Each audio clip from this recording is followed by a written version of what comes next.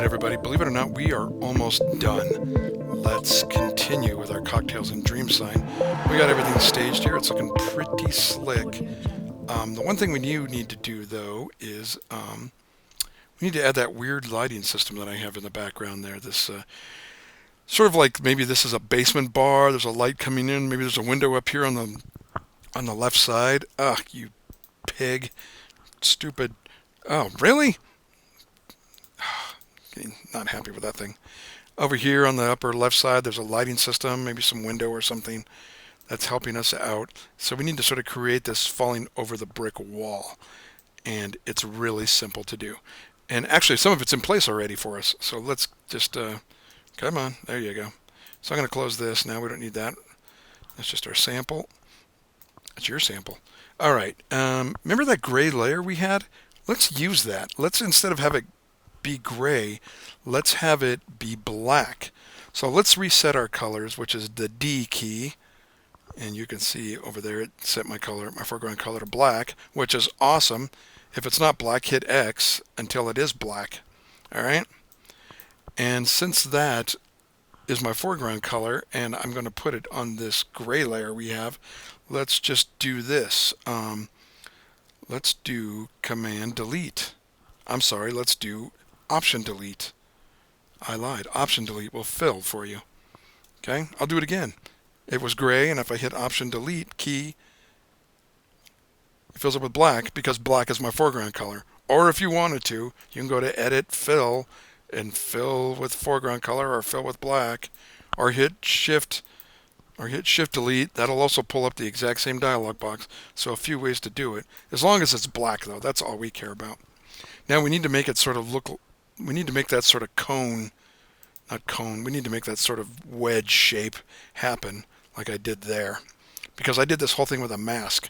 In fact, if you look at it, there's the mask for it right there. So I have a black layer with a mask on it and that cone shape in my mask. So that's what we're building here, basically. All right, so let's hide that. And I am going to open this up just a little bit because I need to pick outside of my canvas. All right, so let's put a mask on. Let's put a mask on our window light layer. Oh, it's even called window light. Awesome. All right, so mask down here, third button from the left, right? Circled square. Put a mask there. Perfect. Now it's 100% white. All right. So here's what you know what? Delete that mask. We're going to do this a different way. Delete layer mask. Right click. Ooh, I suck. Delete layer mask. Right click. Delete layer mask. We're going to do this differently. So all you want is that layer. That's all you want. Or undo. No matter how you get there. Get back to that right there. All right. Grab our lasso tool up here. Our polygonal lasso tool. Second one, right? There's your lasso tool. Inside there, second one, hold down until you see it. There it is. And we now, with our lasso tool selected, are going to do this. Outside the canvas. Oh, ugh, you suck. Outside the canvas. I'm going to murder somebody. Outside the canvas up here, I am going with my polygonal tool. I'm going to click, come across over here, click, come way down over here, way down. Click, and then up here I'm going to tighten it up a little bit, right? Click, and then close it. You have to close it, and when you see that little circle tool show up, that means it's going to close, and there you go. So I do have a selection. You can't see it outside the thing, but it is there, and there's the marching ants. All right, so now that we have our selection made, now let's go over here and click our mask tool right over there, second one from the left. Okay, and watch what happens. Bing, it created my mask and it created my deal, although it's backwards, right? It's 100% backwards right there. I really need it to be, I need that to be black and that to be black, not that. So let's just invert the mask. Make sure the mask is selected. It's got the white brackets around it, right? We all know that. We've seen it before. White brackets around it. And we can just hit Command I and invert it. Unless Photoshop doesn't want to. There it goes. And there you go. Now it's inverted. I'll do it again. Boing. Get off there. There it is. Really? That's the command it wants to run. Oh, man. Never mind. Invert it. Command I. By the way, select, invert, Is it layer invert? Command I, that's right. So you should have this little guy now. And if we turn him down, the opacity, I'm just going to crank the opacity down to like, let's just say 50 for the sake of argument. That may be too light. How about 60? 60. So I got my opacity set down to 60. And it is still kind of hard edged. If you look at my original one, it's got a nice soft edge about it. Look at how nice and soft that is. What, by the way, what was I? I used 74 as a, all right, let's just go with 75 and we'll call it good. All right. The fun thing is I think we can actually put a blur on the mask itself. If you have the mask selected with the little white brackets, if you go to Filter, Blur, Gaussian Blur, yeah, you can select that mask and you can actually physically blur the mask itself, which is really what we want. And 10 seems to be a very good number. So let's go with 10. We're going to blur the mask. Remember, you're not blurring the layer because it's just black. You wouldn't see anything. You got to blur that mask. Make sure the white brackets are around it. All right, if not, click on it until the white brackets show up. And then Filter, Blur, Gaussian Blur. And I have 10 selected, and it puts that a nice little soft edge on it. And I'm going to accept that as a good idea. All right, everybody. Looking kind of cool. All right, the last thing we got to do is make all this nice soft glow happen. And if you look at my original project over here, I have two layers right there. One's called a blue glow and one's called a red glow. And I kind of just picked colors off of my letters to make it happen. And since we're talking about it, let's turn on those extra text layers so we can see them. Oh, we still have to do that real quick. Man, I am phoning this in. Let's do that real quick. Remember those two text layers we haven't blurred yet? Let's blur those.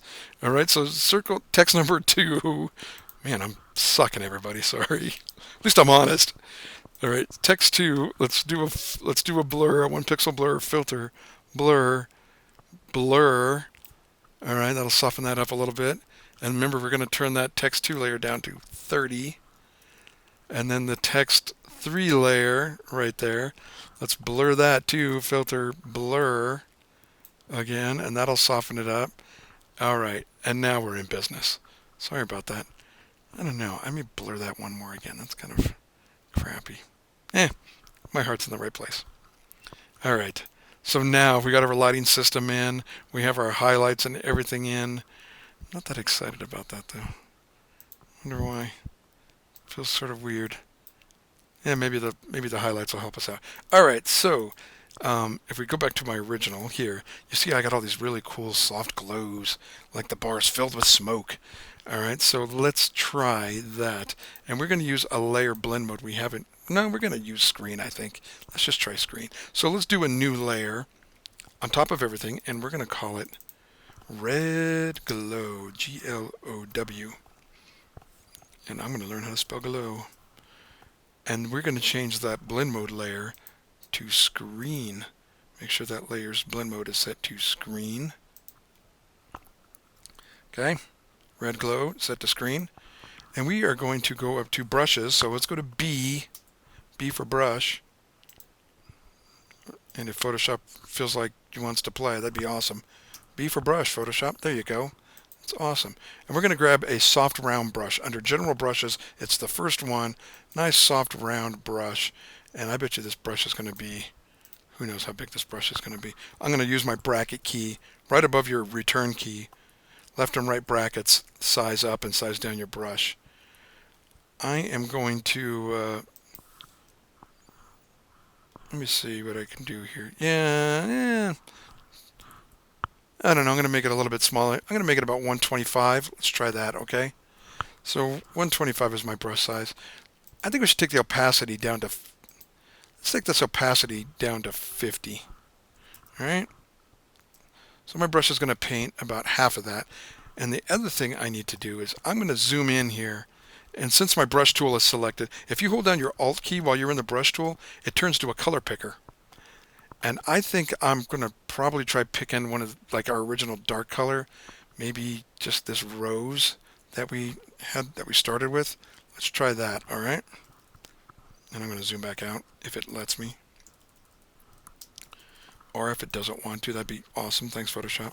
There we go. So I have that rose as my color. I have a very big paintbrush selected, right? And I have this new layer called Red Glow set to screen. And since my brush is at 50% opacity, it's only going to paint 50% of what it was going to paint. And if I just sort of start going over the letters a bit, you can start to see they're beginning to glow a little bit. All right, so if I zoom around here a little bit, and maybe I'll size up my brush a little bit, I'm starting to get a nice glowing effect, right, around my letters. Maybe 75, I don't know, 50 may have been too much. 75? Yeah, that'll work. But anyway, you see I start to get a nice little glow effect. All right? That's pretty cool. If you turn it off, there you go. Looking pretty slick now. Let's do the same thing with the blue. Let's put a blue layer up there, right? Ooh boy, blue layer. Let's call this blue glow, blue glow, Glow. And we're going to set that layer to screen as well, right? Same brush as before, we just need to pick a different color. I'm going to zoom in and I'm going to grab like maybe this dark blue up here.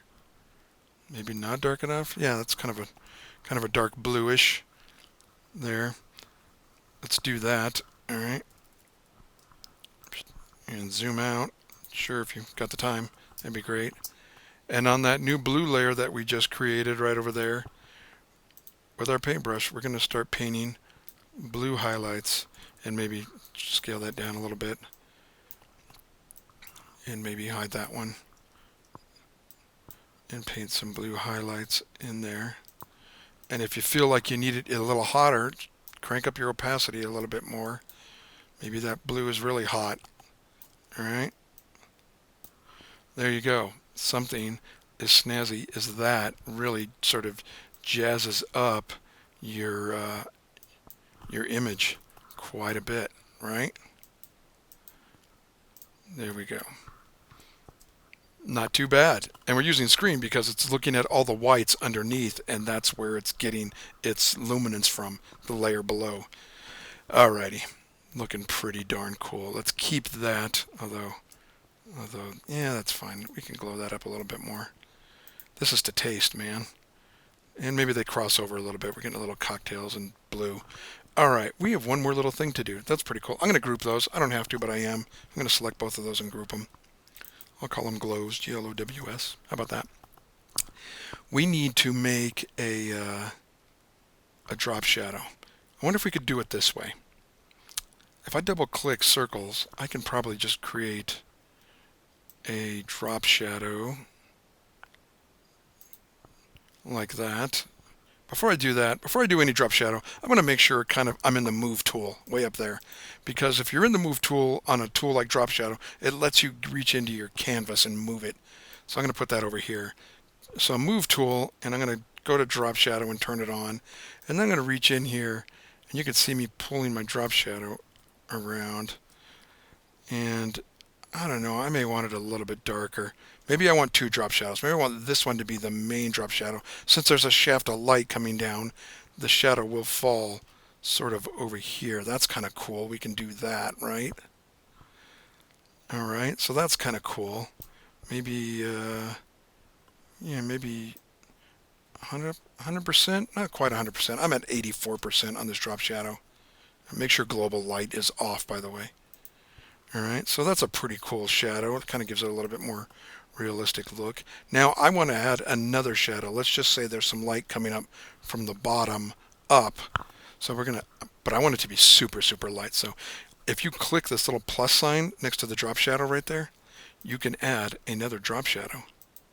Now it's going to double the exact same one you had, but on this one I'm going to turn it to nothing for starters. I'm going to turn it up down to like 20 and move that shadow distance. Come on, baby, where'd you got? You're not going to let me work? Work with me here, baby, work with me. It's not letting me move it. I'll twist it up that way. See if I come back into it, what happens. It's going to let me move. Oh yeah, now it's letting me do it. So I have a nice super little soft shadow there. You You can barely see it. I have it at like 25, but if I move it out, maybe there's some table lights or something, so it's uplighting just a little bit. Not completely necessary, but kind of cool. And secondary drop shadow is fine. And that one is set to 25, and I have it going the other way. You can kind of see it on the left there, how my second drop shadow is falling. Yeah, you can add drop shadows all day long on this thing. If it's got a plus sign next to it, you can add another one of those things. All right, I'm going to hit OK. Ladies and gentlemen, you are looking at Cocktails and Dream Sign. How about that? Look at how cool that is. I don't think we missed anything. It looks pretty cool. Lens flare maybe, but not at all necessary. All right, I'm letting you go. This was your assignment. If you have any questions, I'll start a discussion group. You know where to find me. I hope all of you are doing well and that life is grand. I will talk to you soon. Good luck.